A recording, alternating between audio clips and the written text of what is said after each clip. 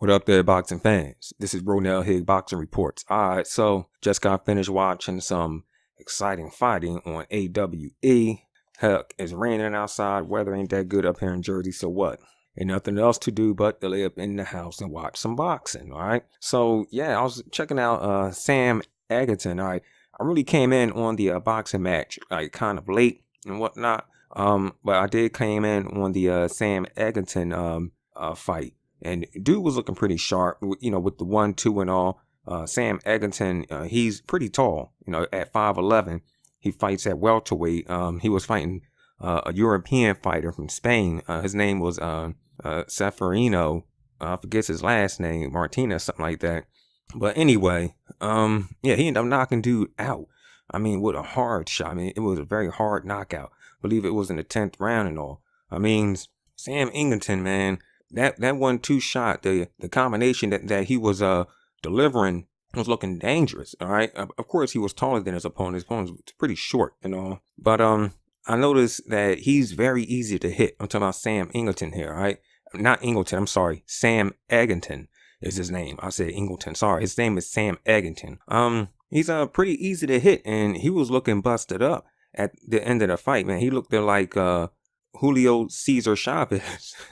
You know, his face looked just like that, okay, at the end of the fight, although he won the fight and he was actually fighting, all right? And there was a part in the fight where he actually dropped his hands, and his opponent, the champion at that time, he was the European champion, Seferino, had took advantage of that, you know? So hold on, let me see if I can get this dude's name and all, because I don't, you know, I really don't like delivering half news. Seferino Rodriguez, he was fighting. Okay. So yeah, I mean, Seferino, he had his moments in the fight, especially when Sam Eggington had dropped his hands and all, and he made Sam Eggington pay for it. However, when he got to the 10th round, that's when Sam Eggington had delivered the home punch, with actually knocking Seferino Rodriguez almost out the ring. Okay. He knocked him outside the ropes. It was more like the David Lemieux and Stevenson fight, how Stevenson got knocked on the other side of the ropes. So that's how this dude here ended his night.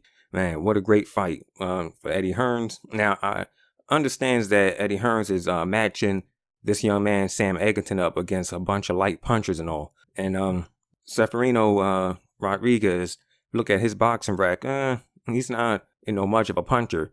But what really caught my attention about Sam Eggington is that at the end of the fight, they called out Danny Garcia, okay? They talking about they want to fight Danny Garcia over here in Las Vegas, over here in the States. Now, with him being so easy to hit, I believe that Danny Garcia and his people, they'll take this fight. I mean, although Sam Eggington stands 5'11", however, he is still very easy to hit. So this is why I believe they'll take this fight. And also, we'll have to see what happens. Now, there was another fight on Khalid Yafai. He came on, man, he was taking on, let me see, Khalid Yafai, he was taking on Muranaka. Hold on, let me get that right. Like I said, I don't like delivering out half news. He was taking on Muranaka, all right, Suguru Muranaka from Japan. And I must tell you, Suguru Muranaka is tough as nails. I mean, he was taking some shots from Khalid Yafai that, you know, that should have ended the night. Khalid Yafai started out in the early rounds looking so much like Kell Brook. I'm like, damn. I mean, I don't know if that's the style of England, because the way he was throwing his combination, standing straight up, and he was still elusive. You know, he was bobbing and weaving and whatnot. Looks a lot like Kell Brook. If that's their style, man, hey, I like it. You know, I likes it.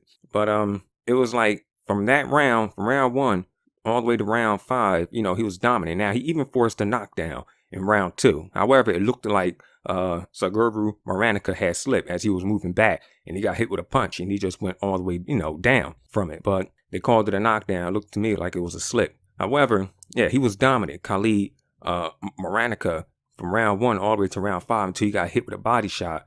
And dude, you could see it hurted him. He just grabbed on to his opponent, and from that round, it was like going towards the end of round 5. You know, he was just out of it. All right, he was hurt by a body shot. Round 6 and 7, you know, he was still like trying to regain his composure and all. From, you know, you could tell that body shot was still bothering him. That was one hell of a body shot. Round 8, he was back on his toes doing his thing, but he ended up losing a point. But he ended up losing a point for low blows. But however, you know, he ended up going the distance and all. And it was a pretty good fight. I mean, he really did punish Suguru Muranaka in that fight.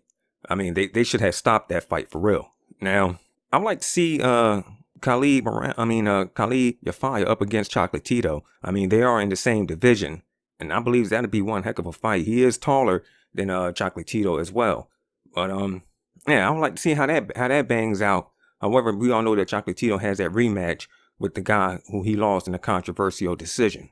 So that's my takes on this. This is Ronell Higg Boxing Reports. Make sure you like, subscribe, and comment. I'm out.